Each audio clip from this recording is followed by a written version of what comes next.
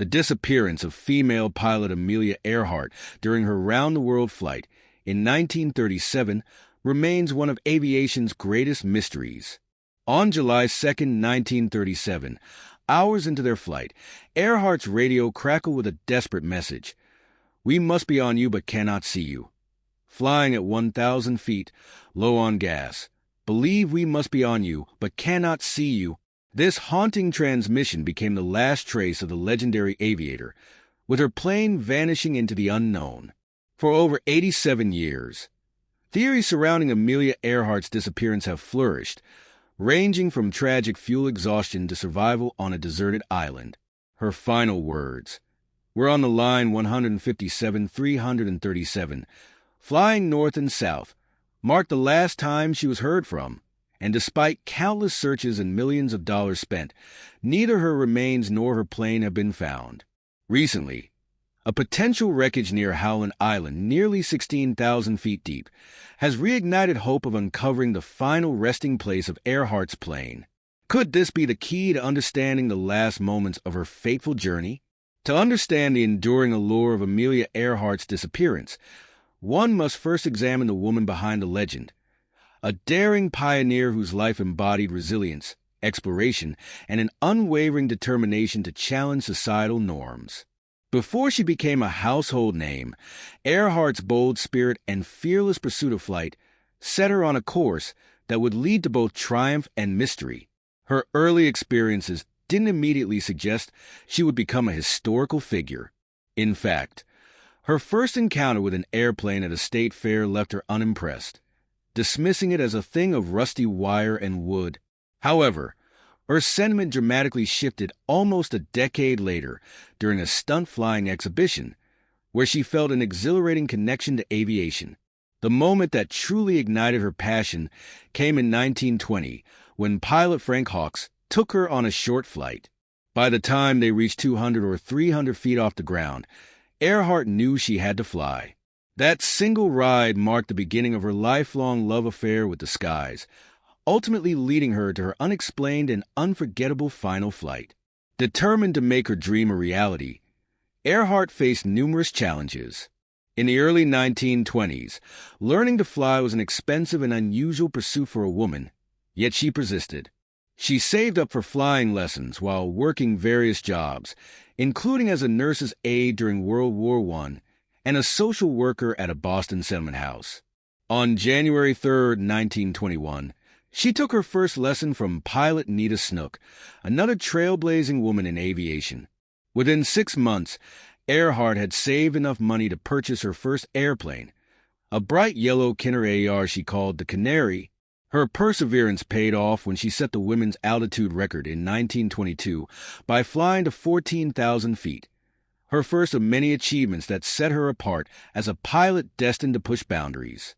Earhart's accomplishments came during a time when societal expectations often confined women to domestic roles.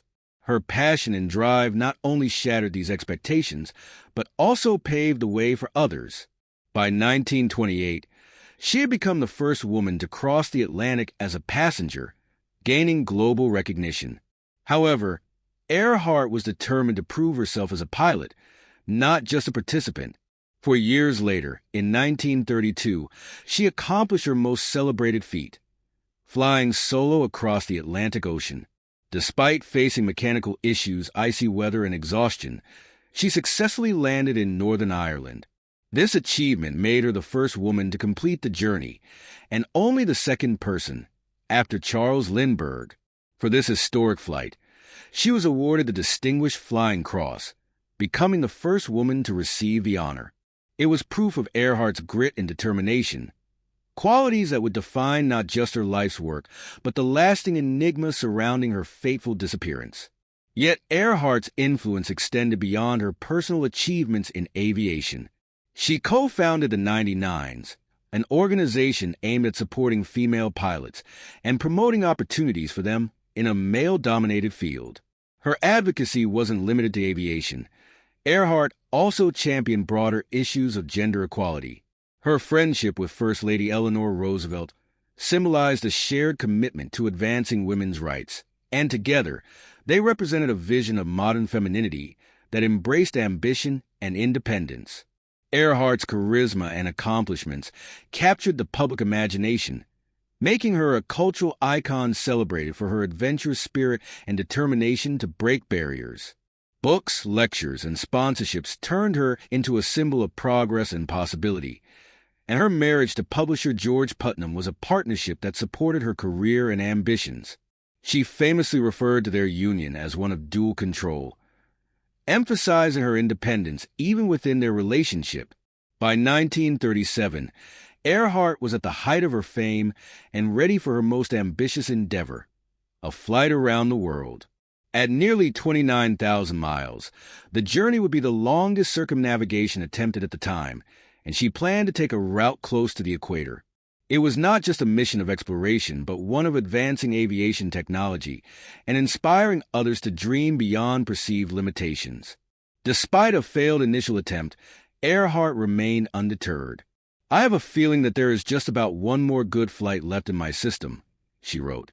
This sense of determination would carry her into the most mysterious chapter of her life, the flight that would seal her legacy and leave the world searching for answers. Amelia Earhart's disappearance was more than just a mystery. It was a final act of a life defined by bold risks, groundbreaking achievements, and a spirit of fearless exploration. Amelia Earhart's final flight is one of the most legendary and mysterious events in aviation history. Her plan was as daring as it was groundbreaking, choosing a route that spanned approximately 29,000 miles and followed the equator, far more grueling and dangerous than the shorter northern routes typically used by other aviators. Flying close to the equator meant encountering unpredictable weather patterns, vast stretches of open ocean, and an exhausting schedule of refueling stops. Every aspect of this journey was a calculated risk, a bold leap into the unknown, one that would end in silence, leaving the world searching for answers. Earhart's aircraft for this monumental undertaking was a custom-fitted Lockheed Electra 10E, a state-of-the-art twin-engine plane equipped with additional fuel tanks to extend its range. Every unnecessary item was removed to save weight, turning the plane into what Earhart described as a flying gas tank.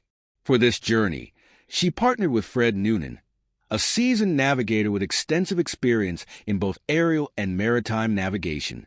His expertise would be crucial, particularly for navigating across uncharted and often perilous stretches of the Pacific, an area that would ultimately become synonymous with Earhart's disappearance. The journey began on May 21, 1937, with Earhart and Noonan departing from Oakland, California, and heading eastward. Their planned route took them across South America, Africa, the Indian subcontinent, Southeast Asia, and the Pacific Islands before returning to the United States. This ambitious schedule required precise timing and coordination at each refueling stop, as well as flawless execution of navigation techniques. By late June, they had completed nearly 22,000 miles of their journey and reached La New Guinea. With just 7,000 miles to go, the final leg of their journey would push them into the most treacherous and fateful part of their expedition. Despite their progress, challenges were mounting. The Pacific leg of the journey, especially the 2,556-mile stretch from La to Howland Island, posed unimaginable risks. Howland Island, a mere speck in the vast ocean, was barely 2 miles long and 1 mile wide. Missing it would mean running out of fuel with no alternative landing site. To mitigate this risk, the U.S. Coast Guard cutter Itasca was stationed near Howland to assist with navigation, using radio communications and smoke signals to guide the Electra to safety. Other support ships were positioned along the route to provide additional guidance. However, the final stretch proved daunting. Radio communication, a vital lifeline for Earhart and Noonan, was unreliable at best. Earhart struggled to receive transmissions, and her plane's radio equipment suffered technical issues. She reported difficulty hearing signals from the Itasca, a problem that would later be a critical factor in their disappearance. Additionally, their reliance on celestial navigation, a method using the sun, moon, and stars to determine position, was hampered by overcast skies and poor visibility. The isolation of the Pacific, The breakdown of technology and the vastness of the unknown conspired against them. On July 2, 1937, at 10 a.m. local time, Earhart and Noonan departed from LA with high hopes. Initial transmissions indicated they were flying at an altitude of 7,000 feet and maintaining an airspeed of 140 knots. However, unanticipated headwinds slowed their progress and increased fuel consumption. Despite repeated attempts by ground stations to warn them about the stronger-than-expected winds, Earhart either didn't receive the messages or couldn't respond. As the hours passed, the situation grew increasingly dire. At one point, Earhart climbed to 10,000 feet to avoid thick cloud cover, but the maneuver further strained their fuel reserves. By dawn, they were nearing Howland Island, but struggling to pinpoint its exact location. With fuel running dangerously low and visibility poor, Earhart's transmissions to the Itasca became increasingly urgent. "We must be on you but cannot see you. Gas is running low," she radioed. Her final confirmed transmission came at 8:43 a.m. "We are on the line 157-337. Then the Itasca crew, convinced that the Electra was close, scrambled to assist. Smoke signals were sent up, and radio operators tried to re-establish contact, but to no avail. The Electra and its crew had vanished. Searches by air and sea began almost immediately, with the Itasca combing the waters near Howland Island and U.S. Navy ships joining the effort. Despite exhaustive efforts, no trace of the plane or Earhart and Noonan was ever found. What began as a bold and ambitious expedition had turned into an unsolvable mystery. Earhart's disappearance marked the end of her record-setting journey and the beginning of one of history's most enduring enigmas. How could one of the world's most celebrated pilots vanish without a trace? How could a meticulously planned flight unravel so completely? Theories began to emerge, each offering a tantalizing clue but no definitive answer. What started as a search and rescue mission morphed into a global obsession to understand what happened to Earhart and Noonan. Among the many explanations proposed, 4 theories dominate the conversation, each rooted in varying degrees of evidence and intrigue. The most widely accepted explanation, and the official conclusion of the U.S. government, is the crash and sink theory. This posits that Earhart's Lockheed Electra simply ran out of fuel while searching for Howland Island and plunged into the Pacific Ocean. Supporters of this theory point to Earhart's final radio transmissions, which indicate she was low on fuel and struggling to locate the island. Her last message, "We are on the line 157-337, suggested they were flying along a navigational path near Howland but couldn't spot it. This aligns with reports from the Coast Guard cutter Itasca, which was stationed near Howland to assist her. Despite hearing increasingly desperate transmissions, the crew failed to establish visual contact or provide effective guidance. Proponents argue that the vastness of the Pacific, combined with the challenges of 1930s navigation and communication technology, made Earhart's mission inherently risky. Modern studies, including simulations by the Jet Propulsion Laboratory, suggest that strong headwinds during the La Howland leg could have drained the Electra's fuel faster than anticipated. Another theory, the Gardner Island hypothesis, suggests that Earhart and Noonan veered off course and landed on the Comororo, formerly known as Gardner Island, located about 350 miles south of Howland. This remote coral atoll offered a flat reef for landing, and evidence suggests it might have been a potential landing site. Over the years, multiple expeditions led by the International Group for Historic Aircraft Recovery (TIRE) have uncovered artifacts that some believe are connected to Amelia Earhart's ill-fated journey. Key discoveries include a fragment of plexiglass believed to be consistent with the Electra's window and an aluminum panel matching the dimensions of a repair made to Earhart's plane during an earlier stop in Miami. Additionally, researchers found a 1930s-era cosmetic jar thought to have contained freckle cream, a product Earhart reportedly used. Skeletal remains discovered on the island in 1940 were initially dismissed as belonging to a man, but modern forensic analysis later suggested they were more consistent with Earhart's anthropological profile. However, The bones have since been lost, leaving only measurements and photographs for analysis. Perhaps most compelling are the anecdotal reports of distress signals allegedly sent by Earhart after her disappearance. In the days following July 2, 1937, amateur radio operators across the Pacific, and even as far as Florida and Canada, reported hearing faint transmissions from a stranded woman and injured man. These accounts add weight to the theory that Earhart and Noonan survived for some time as castaways on the Comoro before succumbing to the island's harsh conditions. Despite these intriguing findings, critics argue that much of the evidence is circumstantial.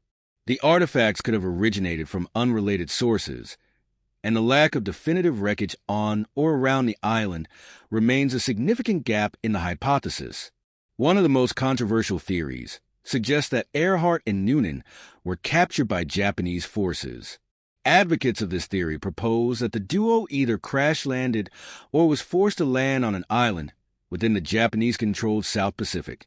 According to this hypothesis, Earhart and Noonan were taken prisoner, suspected of espionage, and eventually executed. Some variations claim that Earhart was held in Saipan or the Marshall Islands. This theory gained traction during World War II, fueled by eyewitness accounts from locals who claimed to have seen an American woman and man detained by Japanese soldiers. In 2017, a History Channel documentary highlighted a photograph reportedly showing Earhart and Noonan in the Marshall Islands, though the image was later debunked as having been taken years before her disappearance. Critics of the Japanese capture theory point out that it requires significant deviations from her planned flight path, a low probability given her fuel constraints. Furthermore, there is no direct evidence linking Earhart to Japanese custody, and skeptics argue that the story reflects wartime paranoia rather than factual events. Conspiracy theories surrounding Earhart's disappearance have flourished. Some suggest she was a spy for President Franklin D. Roosevelt, tasked with photographing Japanese military installations in the Pacific, a theory unsupported by historical records. Others claim Earhart survived the crash and assumed a new identity, living anonymously in New Jersey or elsewhere. One particularly outlandish notion suggests she became a Japanese propaganda broadcaster known as Tokyo Rose, though this has been thoroughly discredited.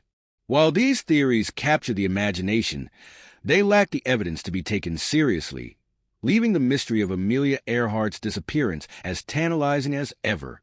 Yet with every passing decade, the drive to uncover the truth has only grown stronger, fueled by advances in technology and a persistent global fascination. Modern search efforts have transformed the hunt for Earhart's plane into one of the most ambitious and enduring quests in the history of exploration. The search and new discoveries have evolved dramatically since the initial rescue missions of 1937, when the pioneering aviator disappeared. Searchers relied on basic aerial reconnaissance and visual inspections of vast oceanic expanses.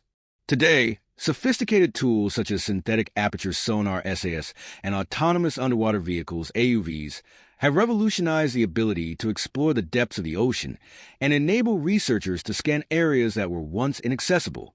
SAS technology uses sound waves to produce high-resolution images of the ocean floor. This advanced sonar system works by synthesizing a large virtual aperture through the movement of the sonar platform, achieving resolution comparable to optical images, even in pitch-black underwater environments. Advances in computational power have also amplified the efficiency of these technologies. Modern imaging software processes sonar data into detailed 3D representations, allowing researchers to identify objects with precision and speed. Over the years, several high-profile expeditions have used these techniques to continue the search for Earhart's plane. Numerous attempts have been made to solve the mystery of Amelia Earhart's disappearance, one of the most notable being led by Robert Ballard, the renowned oceanographer who discovered the wreck of the Titanic in 2019. Ballard's team focused on the waters surrounding the Comoro, aligning with the Gardner Island hypothesis. Using cutting-edge equipment, they searched the steep underwater cliffs near the island, but found no evidence of the Electra. Despite this, Bauer's expedition underscored the challenges of exploring such remote and treacherous locations. However, in what initially seemed like a breakthrough in one of aviation's greatest mysteries, Deep Sea Vision, a South Carolina-based marine robotics company, captured worldwide attention in January 2024 with their announcement of potentially finding Amelia Earhart's long-lost aircraft. The expedition, led by former U.S. Air Force intelligence officer Tony Romeo, represented one of the most technologically advanced attempts to solve the 87-year-old mystery. Convinced of the mission's importance, Romeo invested $1 million of his own money by selling his commercial real estate properties to fund the search. The 16-member team employed cutting-edge technology, including the Hogan 6000, an advanced underwater submersible nicknamed Miss Millie, capable of conducting extensive deep-water sonar scanning operations. The search covered an impressive 5,200 square miles of ocean floor, focusing on an area within 100 miles of Howland Island, the intended refueling stop that Earhart and navigator Fred Noonan never reached. The team's approach was guided by the intriguing date line theory, originally proposed by former NASA employee and amateur pilot Liz Smith in 2010. This theory suggested that Noonan might have made a crucial navigational error by failing to adjust their calendar when crossing the international date line, potentially causing a 60-mile westward miscalculation. The most convincing evidence found after 87 years were sonar images. When Deep Sea Vision released their sonar images in January 2024, showing what appeared to be an aircraft-shaped object resting at a depth of 16,000 feet, the aviation and archaeological communities were buzzing with excitement. The discovery sparked renewed interest in Earhart's story, with the pilot's family even speaking out about their hopes for closure. Bram Klepner, whose 92-year-old mother is one of the few living relatives who personally knew Earhart, expressed the family's wish to have any recovered remains returned to Atchison, Kansas, Earhart's birthplace, and the aircraft donated to the Smithsonian Museum in Washington, D.C. However, the excitement was short-lived. After nearly a year of analysis and follow-up investigation, Deep Sea Vision revealed on November 6 that what they had initially believed to be Earhart's long-lost plane was, in fact, a deceptive rock formation. The team had expanded their search to cover almost 7,700 square miles, but found no concrete evidence of the disappearance. The case has drawn various expert opinions and skepticism from the start. Dorothy Cochran, the Aeronautics Department curator at the Smithsonian National Air and Space Museum, maintained that while she believed Earhart's plane crashed near Howland Island after running out of fuel, more substantial evidence would be needed beyond sonar images to confirm any discovery. Richard Gillespie, founder of the International Group for Historic Aircraft Recovery, was more critical, pointing out that the sonar image didn't match the characteristics of Earhart's aircraft, suggesting it more closely resembled a U.S. Navy fighter jet. Despite the disappointing outcome, Deep Sea Vision has maintained a sense of humor about the situation, even marketing shirts featuring the sonar image of the rock formation while announcing their pivot to a new seafloor mineral project in American Samoa. While this latest expedition may not have solved the mystery of Amelia Earhart's disappearance, it has demonstrated the continuing advancement of deep-sea exploration technology and the enduring public fascination with her story. The search has expanded our understanding of the challenges faced by early aviators and the complexities involved in deep ocean exploration. As technology continues to evolve and new theories emerge, the quest to uncover the truth about Earhart's final flight remains one of the most compelling mysteries in aviation history, drawing together scientists, explorers, and historians in their shared pursuit of answers. The search for Amelia Earhart's plane continues to intrigue and inspire, reminding us of the enduring mysteries that lie beneath the waves. With every discovery, we come closer to uncovering the truth of her final moments. What do you think happened to Amelia Earhart? Could the latest sonar development finally solve this decades-old mystery, or is the truth still out of reach? Share your thoughts in the comments below. Don't forget to like, subscribe, and hit the notification bell to stay updated on all our explorations.